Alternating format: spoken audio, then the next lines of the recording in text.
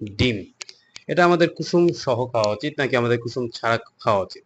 এই কোশ্চেনটা বিশেষ করে যারা নিউলি জিমে ভর্তি হয়েছে বা জয়েন করছে তাদের ভিতরে বেশি আসে।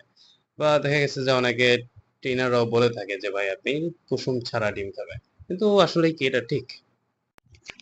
প্রথমত, কুসুমে অনেক ইম্পর্টেন্ট কিছু নিউট্রিয়েন্টস আছে যেটা আমাদের ইগনোর করা একদমই উচিত না বা অ্যাভয়েড করা আমাদের উচিত না।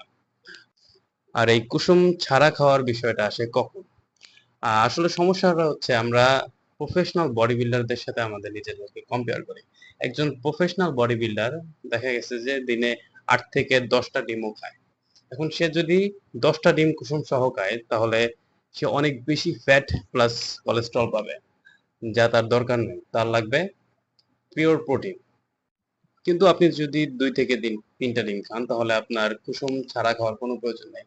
বা আপনি যদি ফিজিক্যালি ফিট থাকেন তাহলে আপনি ৪টা ডিমও খেতে পারেন কুসুম সহ। আপনার কোনো সমস্যা হবে না, আশা করি। আসলে এটা কোনো সমস্যার বিষয় না। এটা হচ্ছে একটা ক্যালকুলেটেড ডায়েট। যারা প্রফেশনালি যারা বডি বিল্ডিং করে তাদের প্রত্যেকটা নিউট্রিয়েন্টস ক্যালকুলেশন করে খেতে হয়। যেমন কার্বোহাইড্রেট, প্রোটিন, ফ্যাট।